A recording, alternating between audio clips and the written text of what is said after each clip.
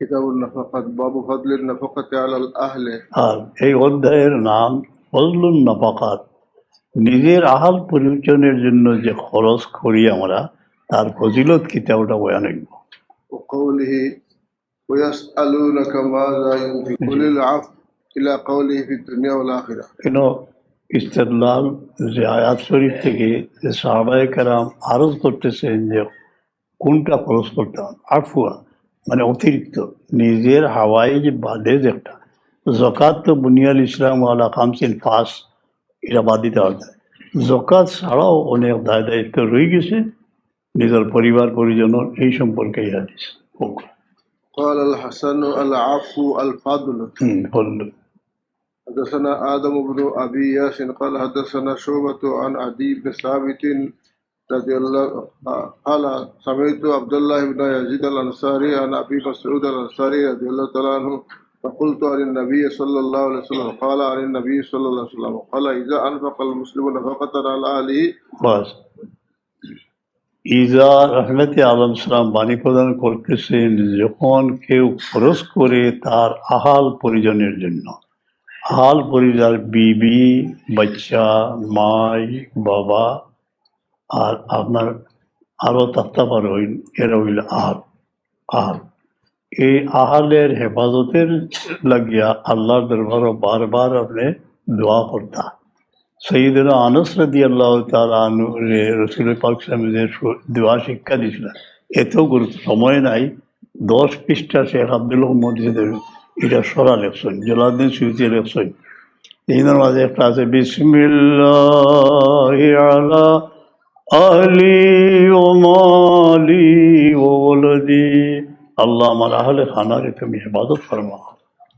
তোমার এই বিশাল পৃথিবীতে যে নীল রচনা করেছি, এখানে আমরা আহালে খানারে তুমি হেফাজত ফরমাও, আমরা মালরে হেফাজত ফরমাও, আওলাদের হেফাজত ফরমাও।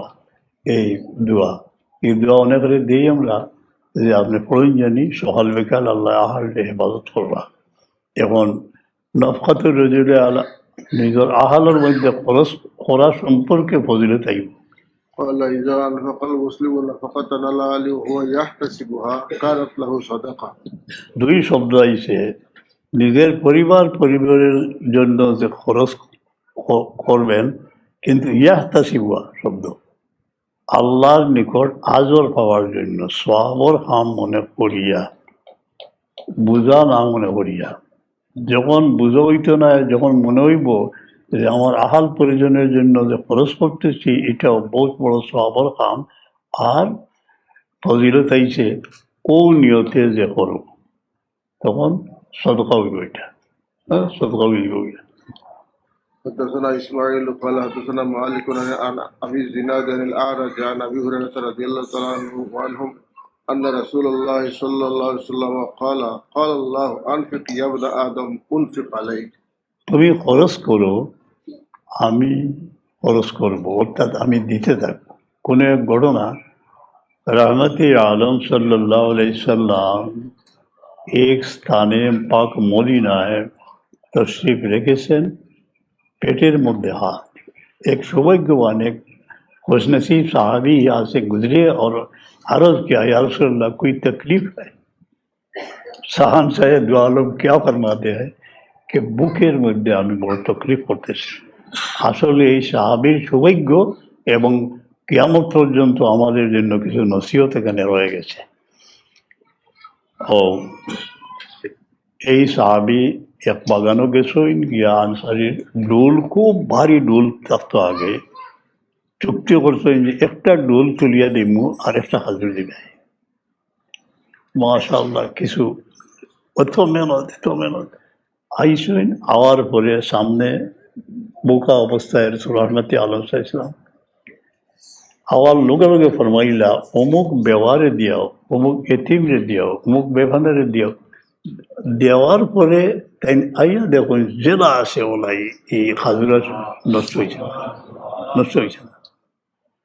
এর বাদে তানাউল ফরমাইলা আর কইলা তুমি আয়াতের ভাই খেয়াল করো, ও আয়াত খেয়াল করো, ওমা আনফাকতুম মিন শাইইন ফাহুয়া ইউখলিফু, যা কিছু তোমরা খরচ করবে আল্লাহ তাআলা তার বদলা দিয়ে দিবেন। কোনো ক্ষেত্রে দেখা যায়, আমার লেখা অনেক গল্প আছে, তো গল্পের মধ্যে এইটা সূচনা কোথায়, বিরাট গুলিস্তানের পাশে এক জানাজা নিয়ে আসা হলো। এক জানাজা ले आए, मोहब्बत के जनाजा निकाला। তার এতিম সন্তানেরা পিছনে কাঁদতে কাঁদতে আমাদের পাশে দাঁড়াইলো। এইরকম দৃশ্য জীবনে অনেক দেখছি। এরপরে আমার মনে হইলো বড় মিনত করিয়ে বেটায় 500 200 না 300 আমাদেরকে খরচ দিয়েছিল। আমি সমস্ত জনতায় উপস্থিত সকলের কইলাম না যে আমি মা করে, আমি অন্তর দিয়ে আল্লাহর কাছে কইলাম যে আল্লাহ, তোমার বন্ধা তো আর কোনোদিন ফিরিয়া আমার দুয়ারে আসিয়া ঋণ চাইতো না, চাইতো না, আমি মাফ করে দিলেছি। আমার নিজের অভিজ্ঞতা 70 গুণ আল্লাহ তাআলা আমার উদ্দিন দিয়েছে। যে মা জাদাল্লাহ আবদান বিআফিন ইল্লা ইজ্জা, যদি কাউকে ক্ষমা করো তো আল্লাহ তার পরিবর্তে তোমাকে ইজ্জত দান করবেন।